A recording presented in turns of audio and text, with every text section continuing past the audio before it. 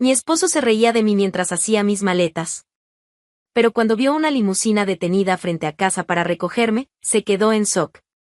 Durante mucho tiempo creí que el lujo era sinónimo de felicidad. Crecí escuchando que, si un hombre me ponía un anillo de oro en el dedo y me cubría con vestidos de seda, sería una mujer realizada. Lo creí. Y ahora, aquí estoy, Isabel Ramírez Moncada, envuelta en piedras preciosas, rodeada de obras de arte y de silencio. La mansión en Guadalajara es un monumento a la frialdad. Mármol por todas partes, pasillos tan amplios que hasta los ecos parecen evitar mi presencia. Lo que debería ser un hogar se ha convertido en un mausoleo de mi voluntad. Héctor Moncada, mi esposo, es respetado. Un magnate, un pilar de la economía española. Pero dentro de estas paredes no es un hombre. Es concreto armado. Inquebrantable, gélido, inalcanzable. Cuando nos casamos, prometió el mundo. Hoy, ni siquiera ofrece una mirada. Nunca me ha golpeado. Nunca me ha gritado. Jamás ha alzado la voz. Pero no te engañes, su crueldad es de otro tipo. Está hecha de ausencias, de silencios demasiado largos, de invitaciones rechazadas y cumpleaños ignorados. Hace 3 años, el 3 de noviembre, dejé un pastel entero sobre la mesa del comedor. Esperé hasta las 2 de la mañana. Él llegó, lo miró, dijo eso está fuera de mi dieta y se fue a dormir. Sin siquiera preguntar cómo fue mi día.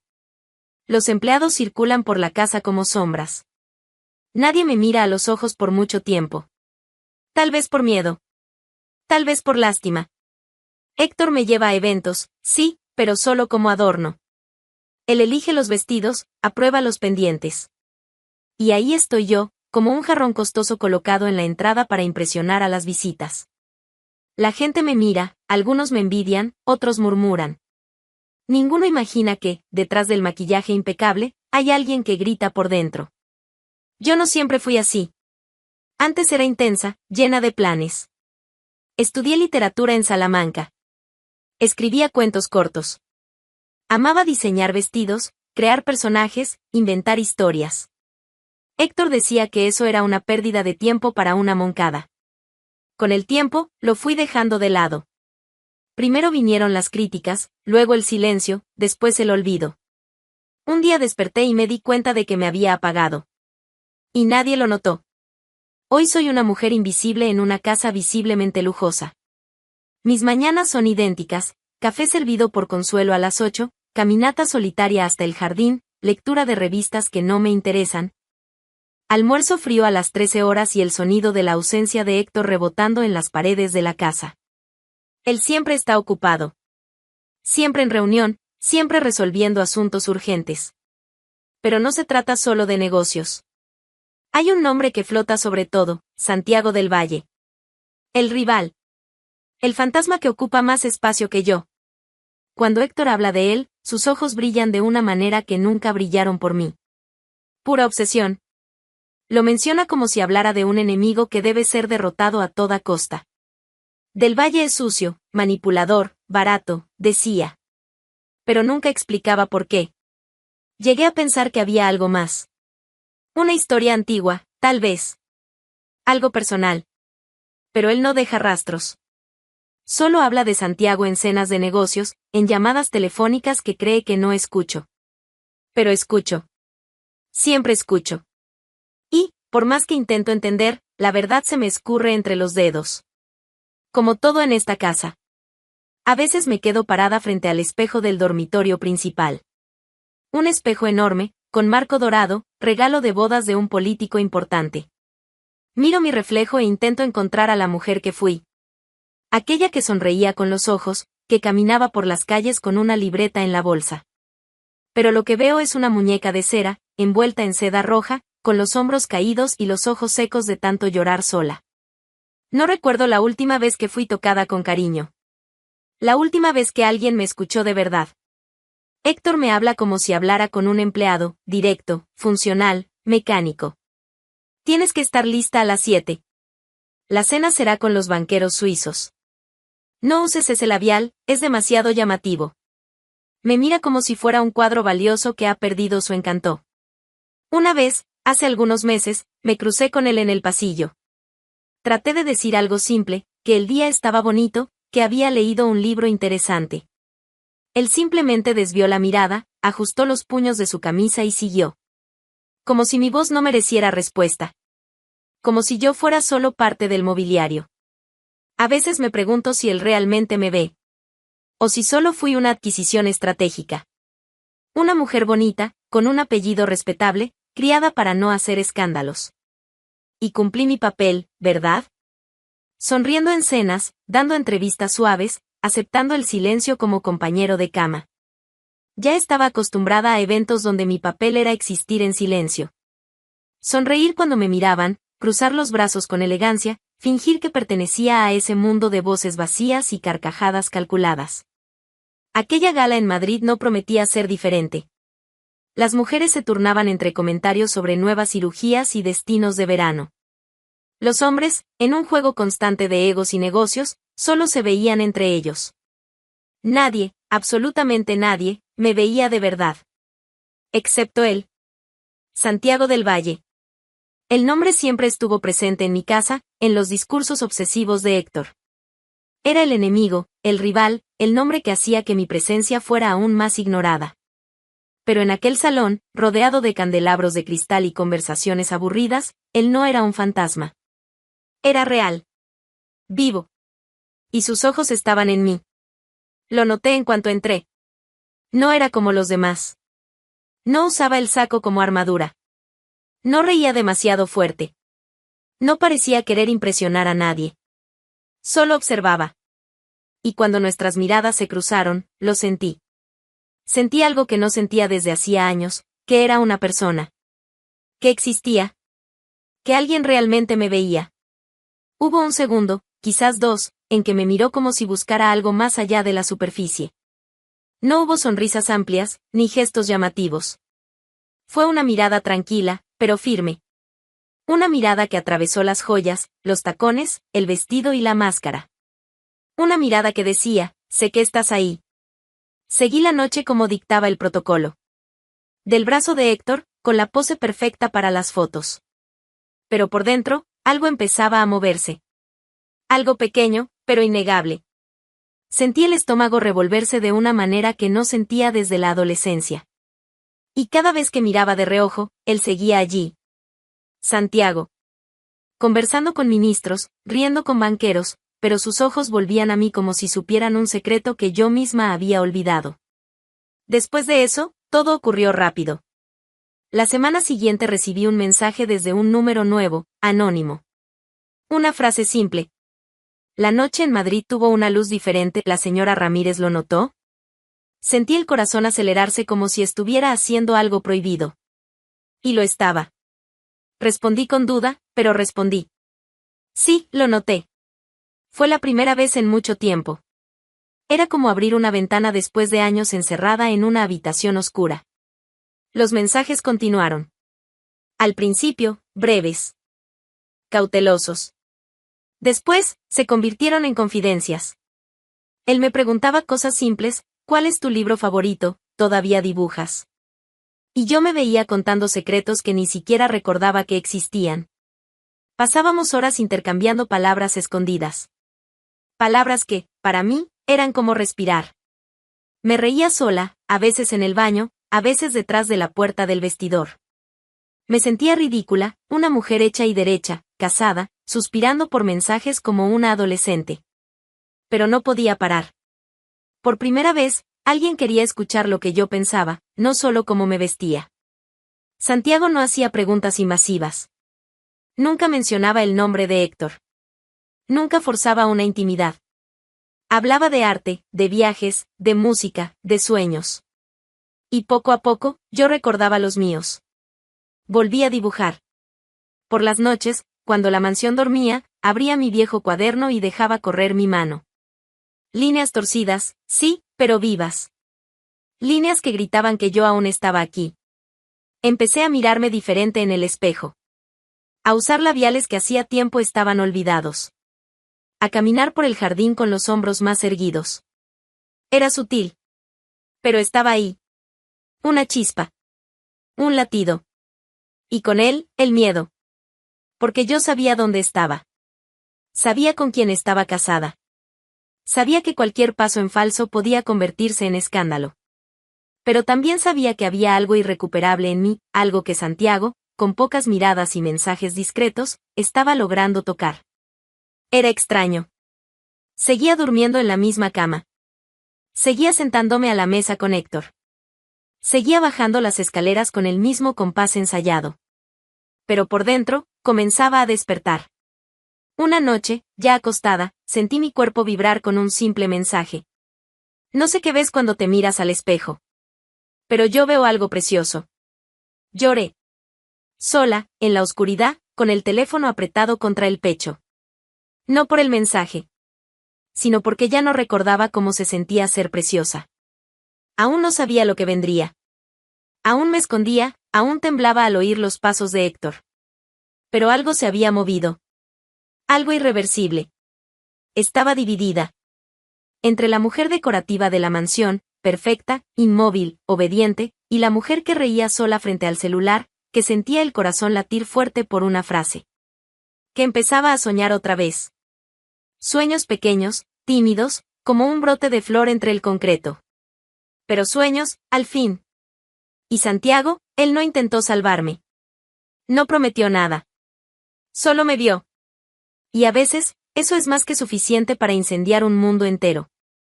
En los últimos días, empecé a caminar distinto. Pequeñas cosas. Un labial más atrevido, un libro en las manos durante el café, una respuesta menos sumisa. Nada escandaloso. Pero lo suficiente para que él lo notara. Para un hombre que controla todo, cualquier pequeño desvío es una amenaza. Esa noche, llegó tarde como siempre. Se quitó el saco, lo dejó sobre la butaca y pasó derecho por la sala sin mirarme. Yo estaba allí, sentada, leyendo, con las piernas cruzadas. Ni siquiera disimulé. Ya no era la sombra que evitaba la luz. Me quedé allí, firme, pasando las páginas con calma. Entró en la cocina, tomó un vaso de agua y, antes de salir, lanzó. ¿Qué haces con ese labial? Lo miré. Sin miedo. Simplemente lo miré. Lo estoy usando. Fue la primera vez en años que respondí algo que no fuera un sí, claro o como quieras. Cerró la puerta de la cocina y subió. Pero algo quedó en el aire. La tensión. La alerta. Lo había notado. Y eso le molestaba. Al día siguiente, comenzaron las preguntas. Cortas, disfrazadas de curiosidad. ¿Vas a salir vestida así? Últimamente te acuestas tarde, ¿ese perfume es nuevo? Yo fingía no notar. Seguía con mis mensajes secretos. Cada conversación con Santiago era como una bocanada de aire después de haber estado demasiado tiempo bajo el agua. Hablaba de mi vida, de tonterías, de lo que sentía. Y él escuchaba. Siempre escuchaba. Pero eso era peligroso.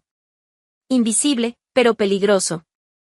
La semana en que todo se derrumbó, traté de evitarlo.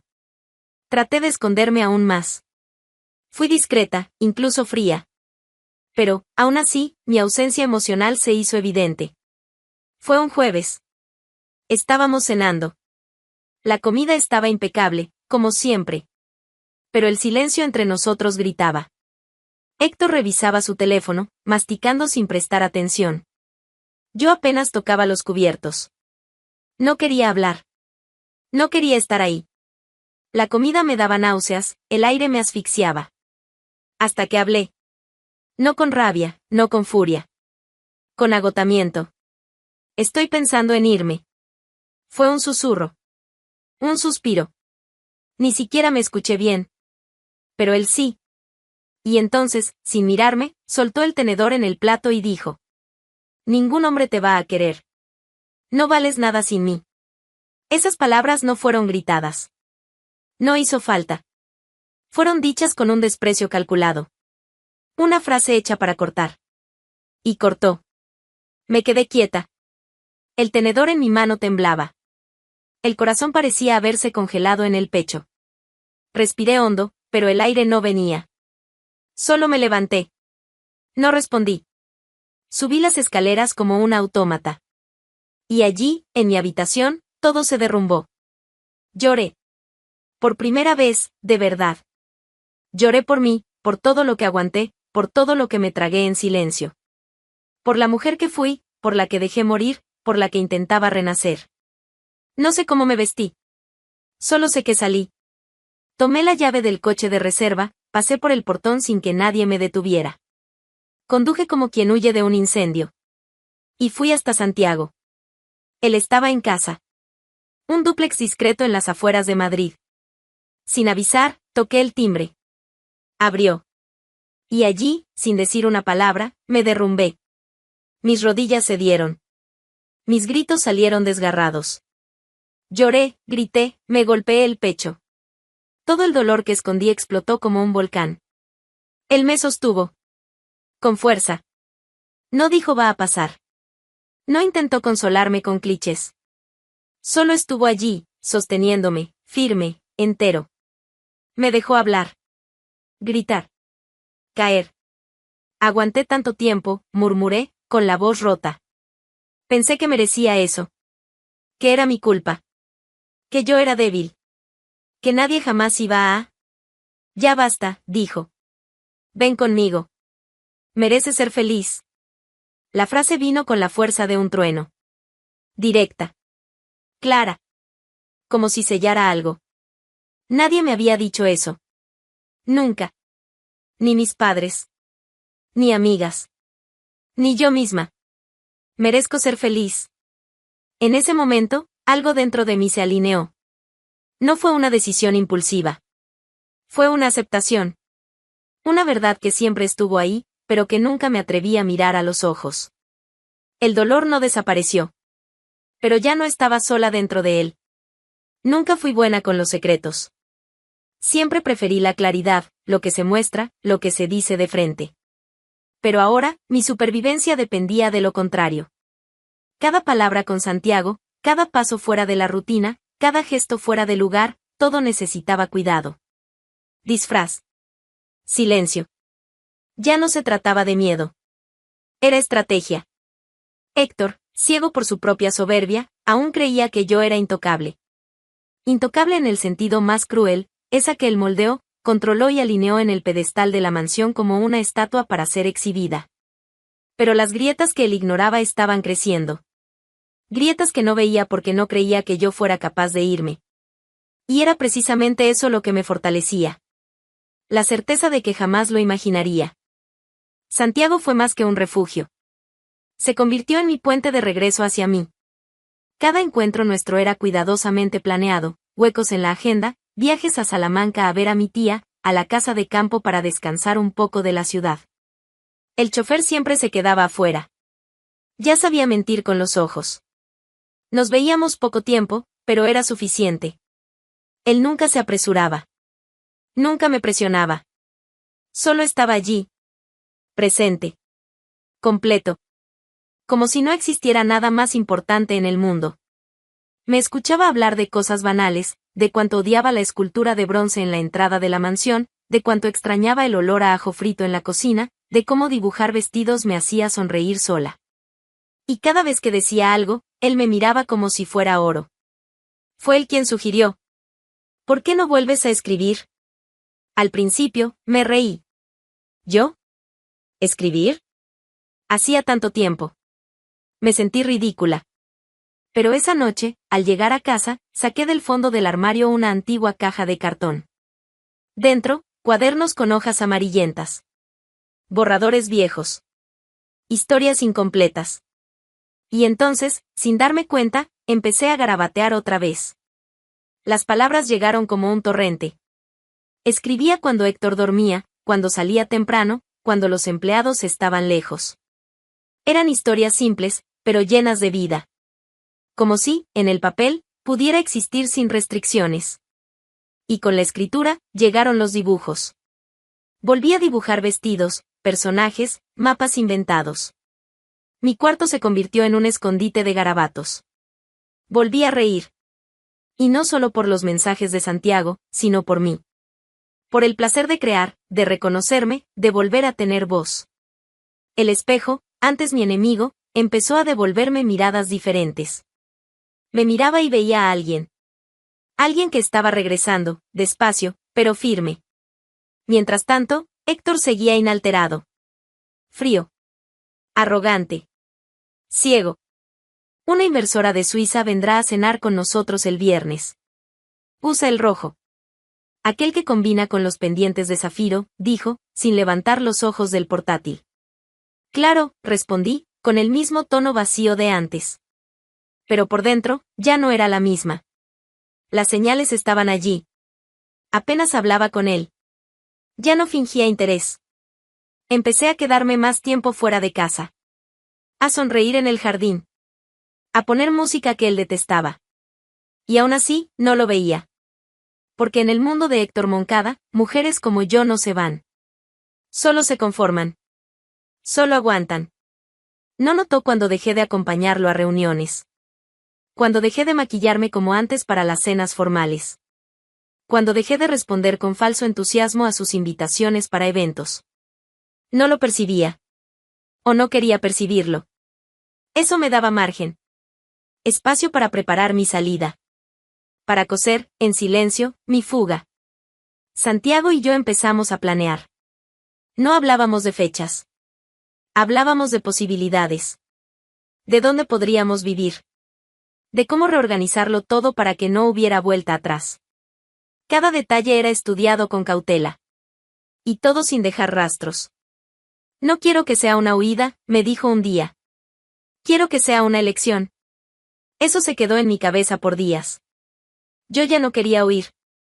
Ya había huido de mí misma por demasiado tiempo. Ahora, solo quería irme. Porque lo merecía. Porque podía. Santiago me mostró una casa en la región de Valencia. Viñedos alrededor. Cielo abierto. Una casa sencilla, pero hermosa. Con un estudio solo para mí, donde pudiera escribir, dibujar, empezar de nuevo. Esa imagen quedó grabada en mí como una promesa. Pero prometer era peligroso. El miedo seguía allí. ¿Y si él lo descubría? ¿Y si me destruía? No era inocente. Sabía de lo que Héctor era capaz, incluso sin levantar la mano. Aún así, seguí. No fue la humillación lo que me hizo decidir. No fue la soledad, ni los silencios, ni las frases cortantes. Fue la suma de todo. La acumulación. La repetición cruel de una vida en la que yo era la única que sentía. Bajé las escaleras con el corazón acelerado. La cena estaba servida, los cubiertos alineados con perfección. Héctor miraba su celular, ignorándolo todo, como siempre. ¿No vas a comer?, preguntó, sin levantar los ojos. Ya comí, mentí. Claro. Sola, como siempre, murmuró, con ese tono empapado de sarcasmo. Volví al cuarto sin responder. Caminé hasta la ventana, miré el jardín oscuro y respiré hondo. Tomé el celular. Las manos temblaban, pero no dudaban. Deslicé la pantalla hasta encontrar su nombre, Santiago del Valle. El teléfono sonó 2 veces antes de que él contestara. Su voz llegó tranquila, firme, como siempre. ¿Isabel? Tardé un segundo en hablar. Pero cuando hablé, fue con la claridad de quien ha atravesado el infierno. Acepto. Quiero ir contigo. Quiero empezar de nuevo. Hoy. Hubo un silencio al otro lado. Pero era un silencio lleno de respiración, de emoción contenida. ¿Estás segura?, preguntó. No hay vuelta atrás, Isabel. Precisamente por eso. Estoy en camino. Colgué. Y por un instante, me quedé quieta. La respiración suspendida. Luego, fui al armario y abrí las puertas con una calma ensayada. Empecé a sacar ropa. Algunas prendas, documentos, mi cuaderno de dibujos. Las manos ya no temblaban. Sabía lo que estaba haciendo. Cuando cerré la primera maleta, escuché pasos detrás de mí. Héctor apareció en la puerta con una copa de vino en la mano y una sonrisa aburrida en el rostro. ¿A dónde vas con tantas maletas? ¿A resolver la crisis existencial en Ibiza? Seguí doblando una blusa. Sin mirarlo. Nunca entendiste nada. No sabía que el arte de huir cabía en 2 maletas. ¿Cuánto tiempo vas a quedarte en casa de tu madre? ¿2 días? ¿3? Lo miré, por fin. No estoy huyendo. Solo me voy. Él se rió. se carcajeó, como si le hubiera contado el mejor chiste del año. ¿Tú? ¿Yéndote? Isabel, por favor. ¿Qué teatro barato? No tienes a dónde ir. No tienes a nadie. Y aunque tuvieras, no durarías ni una semana lejos de este lujo que te alimenta. El lujo nunca me alimentó, respondí. Él se acercó, la sonrisa desapareciendo, la voz ahora más baja, casi un susurro. Puedes hacer las maletas, pero sabes que volverás. Mujeres como tú siempre vuelven. Cuando el mundo allá afuera muerde, corren de vuelta a la correa. No respondí. Tomé la segunda maleta. El celular vibró. ¿Un mensaje? Estoy en la puerta. Listo. Bajé las escaleras con las maletas en las manos. Los tacones golpeando el mármol como tambores. Fui hasta el espejo del hall. Me miré. Desarreglada. Ojos húmedos. Pero erguida. Entera. En la sala, Héctor seguía con el vino. ¿Vas a salir así? ¿Sin maquillaje, sin anuncio, sin un último escándalo? ¡Qué decepción, Isabel! Pensé que al menos romperías un jarrón antes de dejar de fingir coraje. Abrí la puerta. Fue entonces cuando escuchó el sonido. Allí estaba. Una limusina negra estacionada justo en la entrada de la mansión. El coche parecía fuera de lugar en medio de aquel jardín rodeado de estatuas y pretensiones. El chofer bajó. Abrió la puerta trasera. Y entonces, Santiago descendió. La expresión de Héctor cambió. Lentamente. Primero el ceño fruncido.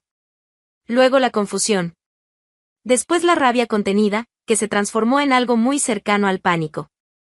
Pero no habló. No se movió. Santiago no dijo nada. Solo me miró. Una mirada tranquila. Firme.